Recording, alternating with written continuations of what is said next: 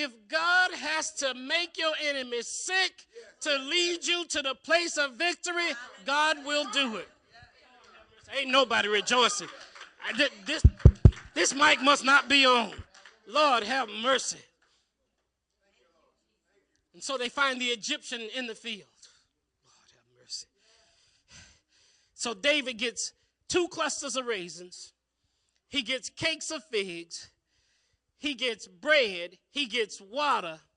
And verse 11 in 1 Samuel 30 says, and his spirit came to him again. You can wear yourself out to where you lose the drive to go.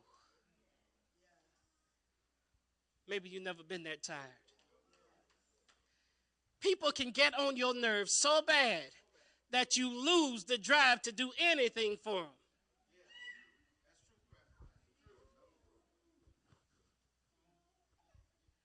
People can wear out your welcome so bad that you can't even see the letters welcome in the mat no more.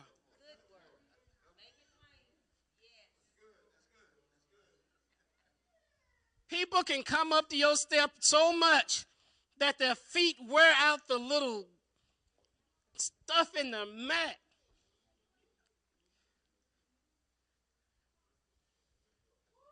And so David's spirit comes back to him again. His spirit comes back, Sister Georgia, his spirit comes back to him again. So the man tells David, he said, 3 days ago, my master left me because I was sick. God made this man sick so that David could recover some of his stuff. How much? Got to keep the all in mind. Lord have mercy. I just want to know if y'all were paying attention. Whew. Now this next part, I'm going to slow down because I want you to get the full essence of what happened. Mother Wilson, what happened in this scenario is that when the men came and took David's people and possessions, guess where they took it from? They took it from Judah. And Judah symbolizes what? And so David says, not only am I going to get my wives and my sons back, but I'm going back to get my praise. Woo! Lord have mercy. If I didn't have 4 hours to drive after I get out of here, I would shout and run around this place like a madman. It didn't matter that they took his bicycle. It didn't matter that they took his PlayStation. It didn't matter that they took his Xbox 360. What matters is that they took his praise. And I don't know about you, but God is saying today you need to do whatever it takes to get your praise back. Lord have mercy, Jesus. Lord have mercy. Lord have mercy. Lord have mercy. Hallelujah. Before we begin to shout, I got to tell you this other part. In verse number 17, it says, in 1 Samuel 30, 17, it says, and David smote them from the twilight even unto the evening of the next day.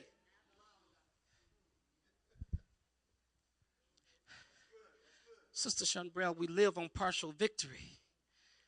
Partial victory. We get part of our stuff back and we go home. But what God is saying is that stay there until everything gets. Don't leave no unfinished business. Because when you leave unfinished business, other folks will finish your business. And sometimes, Sister LaKara, God saves the best for last. Oh, Lord, you thought you got the good stuff at the beginning, but the good stuff is when you get everything back. Not just a portion of your stuff, but everything. And David smote them from the twilight, from the early morning of one day until the late evening of the next day. And there escaped how many? Not a man of them, save 400 men which rode upon camels. These weren't men, these were little boys. they sent little boys out of there before David and his folks came there. So they put the little boys, the young men, 400 of them, on camels and sent them out. That's the only reason why they escaped. But look at what God did. God sent young men out who had not the ability to stand against David. He sent young men out who had not the experience to stand against David. He sent young men out who had not the fortitude to stand against David and his army. And I think that's just a very small measure of grace, because David came in with 400 full-grown men, and the Lord allowed 400 young men to escape. We'll catch that about Wednesday night, about 11:30. You're going to be like, oh, I get it now. Lord have mercy. Woo! Lord have mercy. Verse 18, I need you to read this for yourself. Verse 18, 1 Samuel, the 30th chapter, verse number 18. And I want you to read verse 18 with me so that you see the end of the matter. I cut you off at verse 6 where David encouraged himself in the Lord. But, you know, Mother Wilson, sometimes encouragement is not good enough. Sometimes encouragement is great for you, but what about for the people that are under you? What about the people that you're responsible for? What about the people that are looking for you not to just, Lord have mercy, not to just do well, but to succeed? Not to just come up to par, but exceed par. Because somebody is looking for you to succeed. And not just looking for you just to make it, barely struggle by, but they're looking for you to succeed. And so David says in verse 18, read it for me. Stop right there. And David recovered. And David recovered. Put your name in there. And Marshall recovered all. Lord have mercy. Come on, let's read the rest of it because it's important. And David recovered all that the Amalekites had carried away. And David rescued his 2 wives.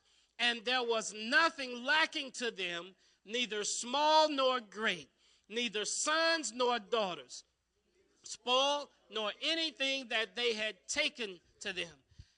David recovered all. Isn't that worth it right there? Verse 18 says David recovered all. Verse 19 says David recovered all. That's the way God does business. He doesn't do a half job. He does a full and complete job. He doesn't leave you struggling to fend for yourself without help. He helps you to recover all. Look at what else God does. Not only does he help you to recover all, but he also gives you increase. I meant to preach it last year, and I told you I was going to preach it. The God of the turnaround is also the God of increase.